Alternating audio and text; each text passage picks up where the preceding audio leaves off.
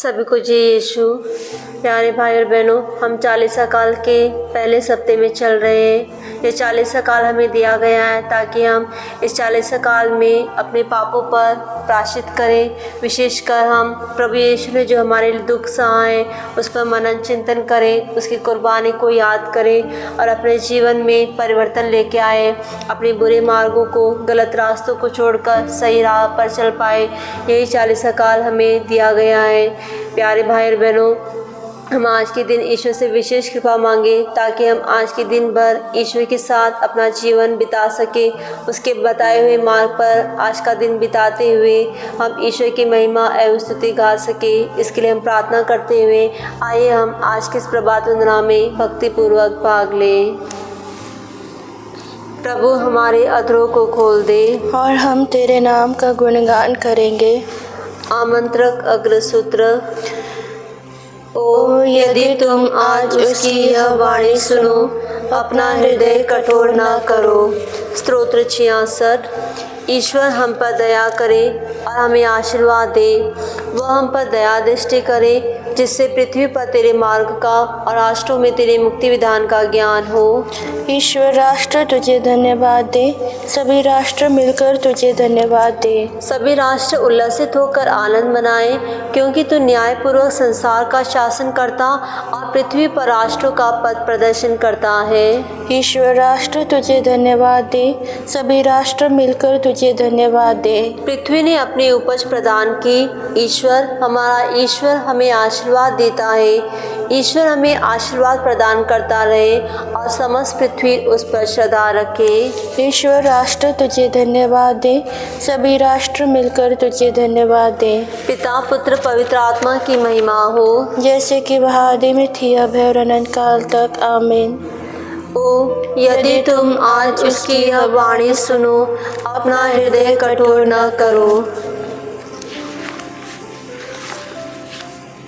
मंगल गान। हे करुणामय हम अपराधी, आए शरण तिहारी। हाथ जोड़ हम विनती करते, हम पर दया तिहारी। याद रहे बरसाया था निज दिव्य रक्त उस प्रियवर ने। पुत्र तुम्हारा बंधु हमारा, लख व दशा हमारी। शोकातुर अति जान गए हम पाप किए, कर्तव्य भूल कर हम करते हैं प्रायश्चित। प्रभु आकर शरण तिहारी। पहला अग्रसूत्र। प्रभु तू अपनी वेदी पर योग्य बलिदान स्वीकार करेगा। ईश्वर तू दयालु है, मुझ पर दया कर। तू दया सागर है, मेरा अपराध क्षमा कर। मेरी दुष्टता पूर्ण रूप से धो डाल, मुझ पापी को शुद्ध कर। मैं अपना अपराध स्वीकार करता हूँ, मेरा पाप निरंतर मेरे सामने है। मैंने तेरे विरुद्ध पाप किया है, मैंने वही किया जो तेरी दृष्टि में बुरा है। इसलिए तेरा निर्णय सही और तेरी दंडाज्ञा न्याय संगत है। मैं तो जन्म से ही अपराधी, अपनी माता के गर्भ से पापी हूँ। तू हृदय की सच्चाई से प्रसन्न होता है, मेरे अंतःकरण को ज्ञान की बातें सिखा। मुझ पर जूफा से जल छिड़क दे और मैं शुद्ध हो जाऊंगा। मुझे दो और मैं हिम से भी अधिक स्वच्छ हो जाऊंगा। मुझे आनंद और उल्लास का संदेश सुना और तुझसे रोंदी हुई हड्डियां फिर खिल उठेगी। मेरे पापों पर दृष्टि न डाल, मेरा अपराध मिटाने की कृपा कर। ईश्वर मेरा हृदय फिर शुद्ध कर और मेरा मन फिर सुदृढ़ बना। अपनी सानिध्य से मुझे दूर ना कर, अपने पवित्र आत्मा से मुझे वंचित ना कर। मुक्ति का आनंद मुझे फिर प्रदान कर, उदारता में मेरा मन सुदृढ़ बना। मैं अपराधियों को तेरे मार्ग की शिक्षा दूंगा और पापी तेरे पास लौट आएंगे। ईश्वर मेरे मुक्तिदाता, मेरा उद्धार कर और मैं तेरी भलाई का बखान करूंगा। प्रभु मेरे होंठ खोल दे और मेरा कंठ तेरा गुणगान करेगा। तू बलिदान से प्रसन्न नहीं होता, यदि मैं होम चढ़ाता तो तू उसे अस्वीकार करता। मेरा पश्चाताप ही मेरा बलिदान होगा, तू पश्चातापी दीनहीन हृदय का तिरस्कार नहीं करेगा। प्रभु सिय्योन पर दया दृष्टि कर, यरूशलेम की चार दीवारी फिर उठा। तब तू योग्य बलिदान, होम तथा पूर्णाहुति स्वीकार करेगा और तेरी वेदी पर बछड़े चढ़ाए जाएंगे। पिता पुत्र पवित्र आत्मा की महिमा हो, जैसे कि वह आदि में थी, अब है और अनंत काल तक। आमीन। प्रभु तू अपनी वेदी पर योग्य बलिदान स्वीकार करेगा। दूसरा अग्र सूत्र, इस्राएल के वंशज प्रभु से संपन्न की गई विजय पर गौरव करेंगे। इस्राएल के मुक्तिदाता ईश्वर, तो निश्चय ही वही ईश्वर है जो अपने को छिपाता है। देखो, देव मूर्तियाँ बनाने वाले सब के सब लज्जित, अपमानित और कलंकित होकर जा रहे हैं। ईश्वर के द्वारा इस्राएल का उद्धार हुआ है और वह उद्धार चिरस्थायी है।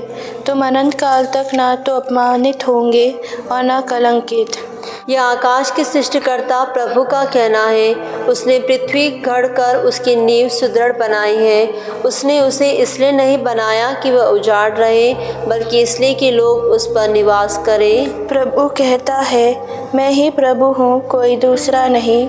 मैं ना तो छिपकर बोला हूँ और न पृथ्वी के किसी अंधकारमय स्थान से। मैंने याकूब के वंशजों से नहीं कहा, शून्य उजाड़ स्थान में मुझे ढूंढो। मैं ही प्रभु, मैं सही बात कहता हूँ, मैं न्याय घोषित करता हूँ। तुम जो राष्ट्रों में बच गए हो, एकत्र होकर मेरे पास आओ और अपनी सफाई दो, आपस में परामर्श करो। किसने यह बात प्रारंभ से ही बताई? किसने बहुत पहले इसकी घोषणा की थी? क्या मैं प्रभु ने ऐसा नहीं किया था? मेरे सिवा कोई दूसरा ईश्वर नहीं, मेरे सिवा कोई न्यायी और उद्धारकर्ता ईश्वर नहीं। पृथ्वी के सीमांतों से मेरे पास आओ और तुम मुक्ति प्राप्त करोगे, क्योंकि मेरे सिवा कोई ईश्वर नहीं। मेरे मुख से निकलने वाले शब्द सच्चा और अपरिवर्तनीय है। मैं शपथ खाकर कहता हूँ, हर घुटना मेरे सामने झुकेगा, हर कंठ मेरे नाम की शपथ लेगा। सब लोग मेरे विषय में यह कहेंगे, प्रभु में ही न्याय दिलाने का सामर्थ्य है। जो उससे वैर करते थे वे सब लज्जित होकर उसके पास आएंगे। प्रभु इस्राएल की समस्त प्रजा को न्याय दिलाएगा और वह प्रभु पर गौरव करेगी। पिता पुत्र पवित्र आत्मा की महिमा हो, जैसे कि वह आदि में थी, अब है और अनंत काल तक। आमीन। इस्राएल के वंशज प्रभु से संपन्न की गई विजय पर गौरव करेंगे। तीसरा अग्रसूत्र, उल्लास के गीत गाते हुए प्रभु के सामने उपस्थित हो जाओ। समस्त पृथ्वी प्रभु की स्तुति करो, आनंद के साथ प्रभु की सेवा करो, उल्लास के गीत गाते हुए उसके सामने उपस्थित हो। यह जान लो कि प्रभु ही ईश्वर है, उसी ने हमें बनाया है, हम उसी के हैं, हम उसकी प्रजा, उसके चरागाह के भेड़े हैं। धन्यवाद देते हुए उसके मंदिर में प्रवेश करो, भजन गाते हुए उसके प्रांगण में आ जाओ, उसकी स्तुति करो और उसका नाम धन्य कहो। ओह ईश्वर कितना भला है, उसका प्रेम चिरस्थायी है, उसकी सत्य प्रतिज्ञता युगानुयुग बनी रहती है। पिता पुत्र पवित्र आत्मा की महिमा हो, जैसे कि वह आदि में थी, अब है और अनंत काल तक। आमीन। उल्लास के गीत गाते हुए प्रभु के सामने उपस्थित हो जाओ। धर्म ग्रंथ पाठ। उसने दुख सहकर जिन लोगों का धर्म अपने ऊपर लिया था, वह उन्हें उनके पापों से मुक्त करेगा। इसलिए मैं उसका भाग महान लोगों के बीच बांटूंगा और वह शक्तिशाली राजाओं के साथ लूट का माल बांटेगा, क्योंकि उसने बहुतों के अपराध अपने ऊपर लेते हुए तथा पापियों के लिए प्रार्थना करते हुए अपने को बलि चढ़ा लिया और उसकी गिनती कुकर्मियों में हुई। लघु अनुवाक्य।